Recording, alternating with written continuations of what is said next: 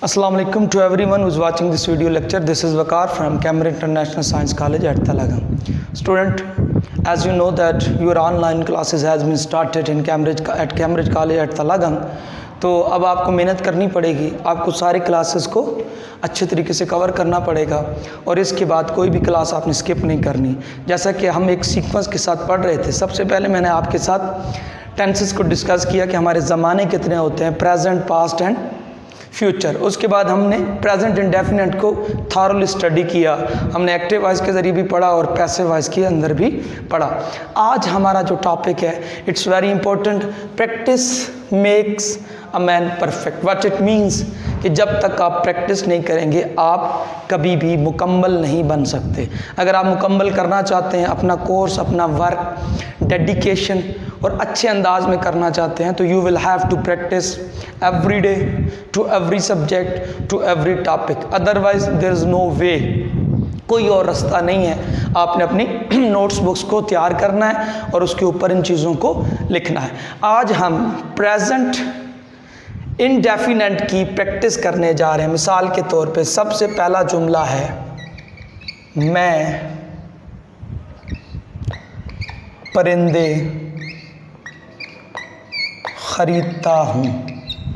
सबसे पहले मैंने डियर स्टूडेंट आपको बताया था कि जब भी आपके सामने कोई भी उर्दू का सेंटेंस आए, सबसे पहले आपने वर्ब ढूंढना है। तो डियर स्टूडेंट, इसमें वर्ब है खरीदना। कौन है खरीदने वाला? मैं। किस चीज़ को खरीद रहा हूँ? परिंदों को। तो वो ऑब्जेक्ट बन गया। अब जितने भी एक्टिव वॉइस हैं, पहले मैं इसकी एक्टिव वॉइस की एक्सरसाइज को प्रैक्टिस करता हूँ। जितने भी एक्टिव वॉइस होते हैं उनके अंदर ये फार्मूला लगाया जाता है, SVO, subject, verb and object. सबसे पहले सब्जेक्ट है। अब मैं क्या है? सब्जेक्ट है, आई। अब आना है आपका वर्ब, और कोई ऐसी एस का इजाफा नहीं होगा जब तक सिंगुलर सब्जेक्ट ना हो। मैं परिंदे खरीद सकता हूँ, खरीदता हूँ, आए, बाय। खरीदना की इंग्लिश क्या है? बाय। अब साथ क्या आ गया? परिंदे। तो क्या बन गया? बर्ड्स। आए, बाय, बर्ड्स। तो आए सब्जेक्ट, वर्ब और ऑब्जेक्ट। देखा, ये सीक्वेंस फॉलो हमने कर लिया। अब इसको हम नेगेटिव बनाते हैं। तो जस्ट हमने क्या ऐड करना है? I do not. क्योंकि एस और ई एस वाला जिसमें इजाफा होता है उसके हम अंदर डज नॉट ऐड करते हैं, लेकिन इसके अंदर हम डू नॉट ऐड करेंगे। आई डू नॉट, बाकी सारा स्ट्रक्चर वही रहेगा। I do not by the birds, हम परिंदे नहीं खरीदते हैं। अब इसी को जब हम सवालिया बनाते हैं तो डू को उठा के आपने सब्जेक्ट से पहले लिख देना है, डू आई, डू आई, यानी नॉट छोड़ देना है और बाय लगा देना है। Do I by the birds. फिर सवालिया नफी होता है, ये सेम इसी तरह, इसके अंदर डू लगा दें और आई के बाद नॉट लगा दें। Do I not buy the birds? अब मैं इसकी ट्रांसलेशन कर देता हूँ। I do not buy the birds, मैं परिंदे नहीं खरीदता हूँ। Do I buy the bird, क्या मैं परिंदे खरीदता हूँ। Do I not buy the bird, क्या मैं परिंदे नहीं खरीदता हूँ। तो ये इसकी क्या बन गई है? फॉर्मेशन बन गई है, यानी हमने इसको लिख लिया। अब नेक्स्ट, वो घड़ी को चाबी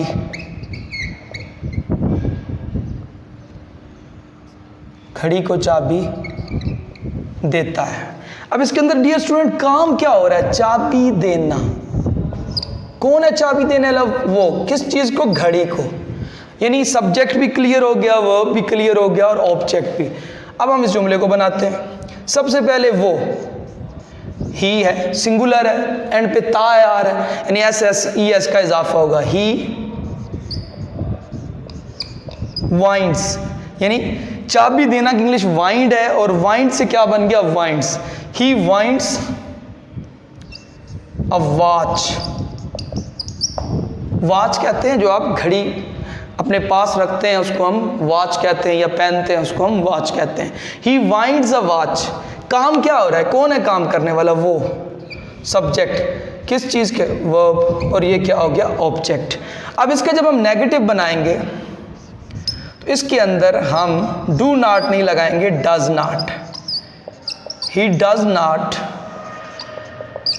वाइंड, SES का इजाफा खत्म, he does not wind a watch. और जब हम सवालिया बनाएंगे वही बात, डज को हम सब्जेक्ट से पहले, does he wind a watch. और जब सवालिया नफी बनाएंगे, डज ही सब्जेक्ट के बाद नॉट लगाएंगे, wind a, does he wind a watch. Dear students का एक स्क्रीनशॉट ले लें, फिर मैं आपसे बात करता हूं।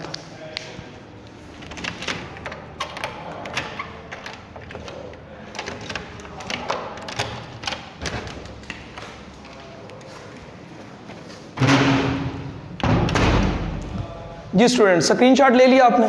अब यहाँ पे देखें, पहले की ट्रांसलेशन क्या है, ही वाइंड्स अ वॉच, वो घड़ी को चाबी देता है।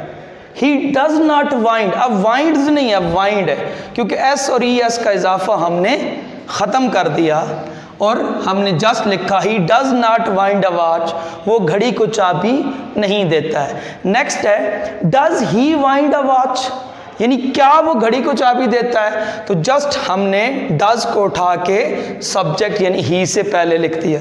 अब ये सवालिया नफी है, क्या वो घड़ी को चाबी नहीं देता, क्या वो घड़ी को चाबी नहीं देता, तो ये बन गया does he not wind a watch. तो डियर स्टूडेंट, ये आपका एक्टिव वॉइस का सेशन हो गया क्लियर। अब मैं इसको रेज करने जा रहा हूँ और 2 सेंटेंसेस हम इंशाल्लाह पैसिव वॉइस के लेंगे, ताकि आपको ये कॉन्सेप्ट भी अच्छी तरह से समझ आ जाए।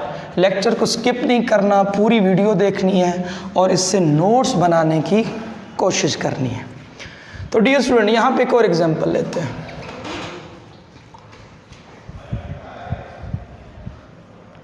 आम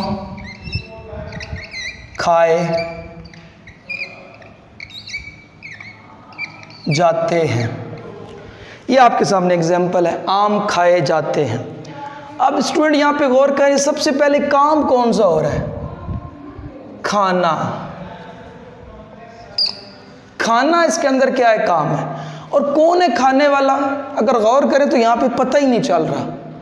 इसका मतलब जब सब्जेक्ट नहीं है तो वो सेंटेंसेस क्या बन जाते हैं, मैंने आपको डिटेल से बताया था डियर स्टूडेंट, वो पैसिव वॉइस के होते हैं जब सब्जेक्ट मौजूद ना हो, या when the subject Mrs its place, जब सब्जेक्ट अपनी जगह पर ना हो या सब्जेक्ट फिक्रे के अंदर मौजूद ही ना हो। अब इसको हम ट्रांसलेट करते हैं, किस चीज़ को खाया जा रहा है, आम को।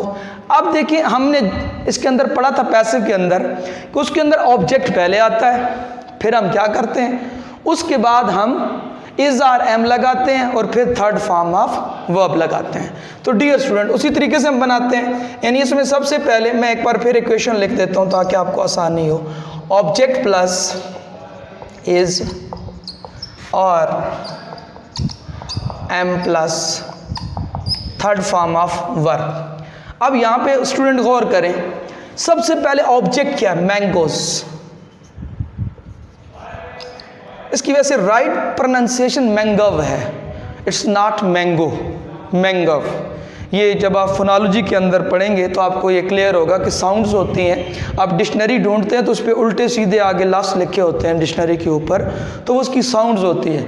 मैंने आपके एक लेक्चर में बताया था कि there are 44 sounds in English language, और वर्ड कितने हैं, there are only 26 letter, sorry words नहीं लेटर, लेटर 26 हैं, but these 26 letter produce 44 sound. यही प्रॉब्लम है कि आपकी प्रोनाउंसिएशन गलत है, क्योंकि जब तक तक आपको 44 साउंड्स का नहीं पता होगा। आप समझते हैं कि हर लेटर की साउंड उस लेटर की तरह ही होती है, ऐसा नहीं होता। इसी वजह से आपको चीज़ें समझ नहीं आती कि letters, there are only 26 letter in English language but they produce 44 sound. वो आवाज़ें जो है वो 44 पैदा करते हैं, यही कन्फ्यूजन होती है। तो मैंगोज जैसे आप पढ़ रहे हैं, अभी मैं वही पढ़ा रहा हूँ, लेकिन इसकी राइट प्रोनाउंसिएशन मैंगोव है, मैंगोज।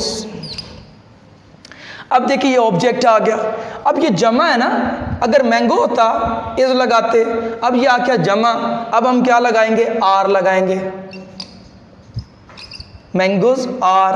अब थर्ड फॉर्म खाना, eat, ate, eaten, mangoes are eaten. ये बात क्लियर हो गई। अब इसका जब हम नेगेटिव बनाएंगे तो डियर स्टूडेंट कोई इश्यू नहीं है, जस्ट नॉट लगाना है, mangoes are not eaten, negative हो गया। सवालिया बनाएंगे, मैंगोज, सवालिया के अंदर हम आर को उठा के, या इज आर एम होते हैं, जो भी इसके अंदर हेल्पिंग वर्ब हो, उसको हम उठा के क्या करते हैं, ऑब्जेक्ट से पहले ले आते हैं। आर द मैंगोज, और द मैंगोज ईटन, क्या आम खाए जाते हैं। और अब जब हम सवालिया नफी बनाते हैं, आर मैंगोज नॉट ईटन, यानी ऑब्जेक्ट के बाद हमने नॉट लगा देना है। क्या आम नहीं खाए जाते हैं। अब इसकी ट्रांसलेशन देखें, मैंगोज आर ईटन, आम खाए जाते हैं, मैंगोज आर नॉट ईटन, आम नहीं खाए जाते। Next, are the mangoes eaten, क्या आम खाए जाते हैं, are the mangoes not eaten, क्या आम नहीं खाए जाते हैं। नेक्स्ट,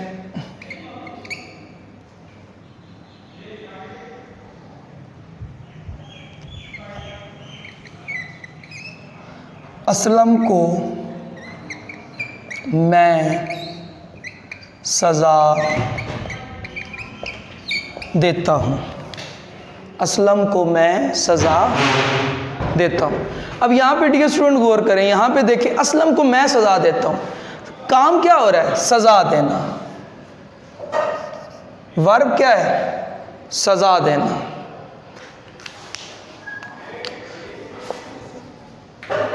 नेक्स्ट देखें, सजा देना वर्ब है, कौन है सजा देने वाला, मैं, किसको, असलम को। अब जरा गौर करें डियर स्टूडेंट, यहां पे एक सब्जेक्ट आया हुआ है, बट सब्जेक्ट अपनी जगह पे नहीं है। आपने देखा था एक्टिव वॉइस के अंदर SVO होता है, पहले सब्जेक्ट आता है, फिर वर्ब आता है, और फिर ऑब्जेक्ट आता है, लेकिन यहाँ पे सब्जेक्ट अपनी जगह पे नहीं है। तो ये जुमला भी किसका है, पैसिव का है। अब इसको ट्रांसलेट कैसे करते हैं, पहले वही ऑब्जेक्ट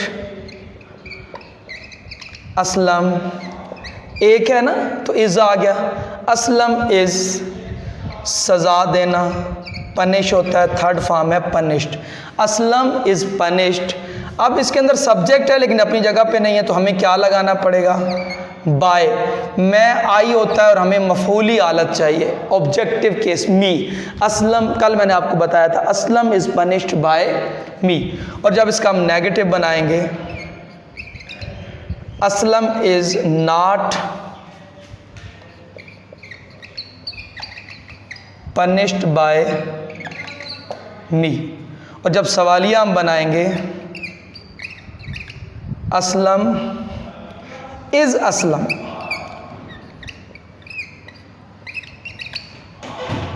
पनिश्ड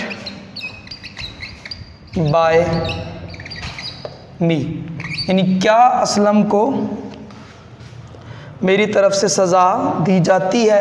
अब यहाँ पे देखें, जब सवालिया नफ़ी बनाएंगे तो हम कहेंगे is Aslam, is Aslam not, तीनों के अंदर थर्ड फॉर्म, चार के चार सेंटेंसेस में थर्ड फॉर्म है, is Aslam not punished by me। तो डियर स्टूडेंट, मैं उम्मीद करता हूँ ये लेक्चर आपने अच्छी तरह से देखा होगा और इसको अच्छी तरह से आप प्रैक्टिस करेंगे और यकीनन इसके नोट्स बनाने की कोशिश करेंगे। अपना ख्याल रखिएगा, अपने घर वालों का ख्याल रखिएगा। शुक्रिया।